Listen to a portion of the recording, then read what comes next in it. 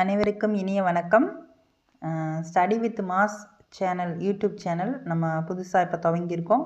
இந்த சேனலில் பார்த்திங்கன்னா அனைத்து போட்டித் தேர்வுக்கும் தேவையான கண்டென்ட்ஸ் உங்களுக்கு வந்து நோட்ஸ் வந்து நிறைய பேர் முக்கியமான பேராசிரியர்கள் எல்லாம் கலந்து எழுதக்கூடிய புத்தகங்களில் இருந்து மட்டும்தான் கண்டென்ட் எடுத்து உங்களுக்கு பகிரப்படுது. அதனால் பயமில்லாமல் வந்து நீங்கள் அனைத்து போட்டித் தேர்வுகளுக்கும் இந்த கண்டென்ட்டை வந்து படித்து நீங்கள் பயன்பெறலாம். நம்ம சேனலுக்கு புதுசாக வந்தீங்க அப்படின்னா நம்ம சேனலை லைக் பண்ணிக்கோங்க, சப்ஸ்கிரைப் பண்ணிக்கோங்க, கண்டிப்பாக பெல் ஐக்கானை கிளிக் பண்ணிக்கோங்க. அப்போ தான் வந்து நம்ம போடக்கூடிய அடுத்தடுத்த வீடியோ உங்களுக்கு நோட்டிஃபிகேஷனில் வரும். நம்ம சேனல் நேம் வந்து study with mass.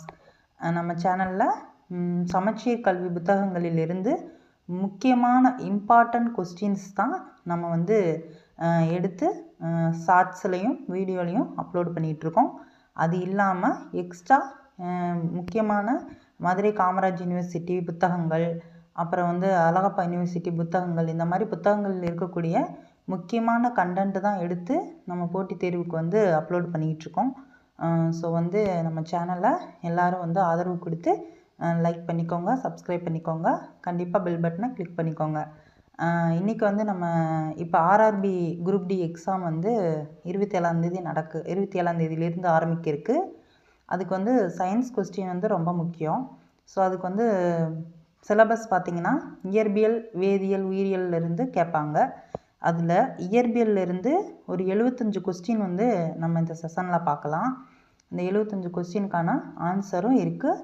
Tamil plus English வடிவத்துலேயும் வந்து உங்களுக்கு இமேஜ் வந்து கண்டென்ட் கொடுத்துருக்கேன். ஸோ எல்லோரும் வந்து இதை பார்த்து பயனடையணும் அப்படின்னு நான் சொல்கிறேன்.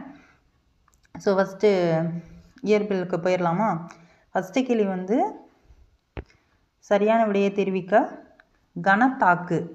கணத்தாக்கு அப்படின்னா இங்கிலீஷில் வந்து இம்பல்ஸ் அப்படின்னு சொல்லுவாங்க. ஸோ கணத்தாக்கு அப்படின்னா அதனுடைய அலகு என்ன அப்படின்னு கேட்குறாங்க.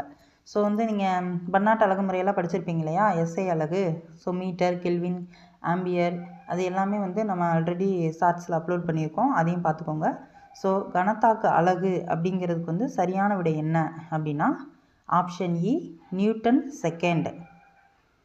கணத்தாக்கு அலகு என்ன அப்படின்னா நியூட்டன் செகண்ட்.